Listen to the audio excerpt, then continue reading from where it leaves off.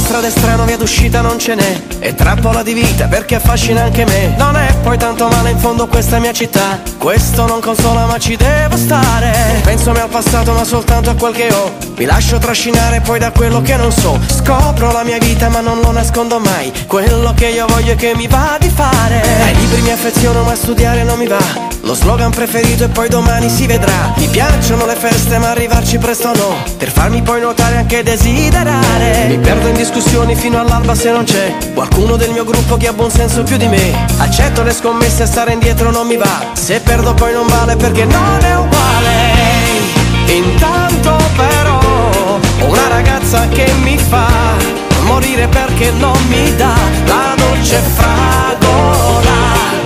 Adesso lo so, anche se non lo so capire cosa vuol dire sentirsi dire da una ragazza no.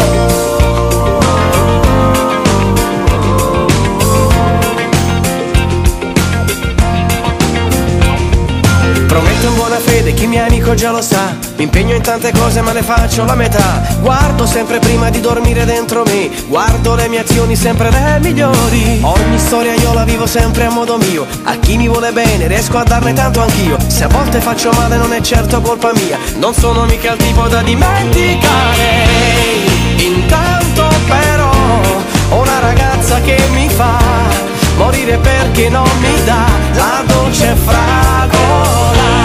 E adesso lo so, anche se non lo so capire cosa vuol dire sentirsi dire da una ragazza no.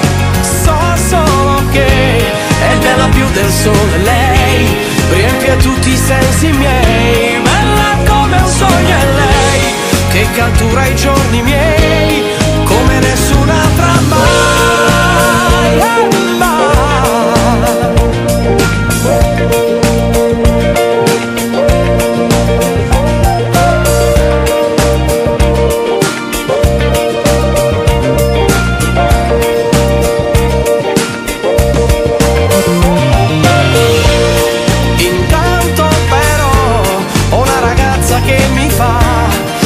Perché non mi dà la dolce fragola.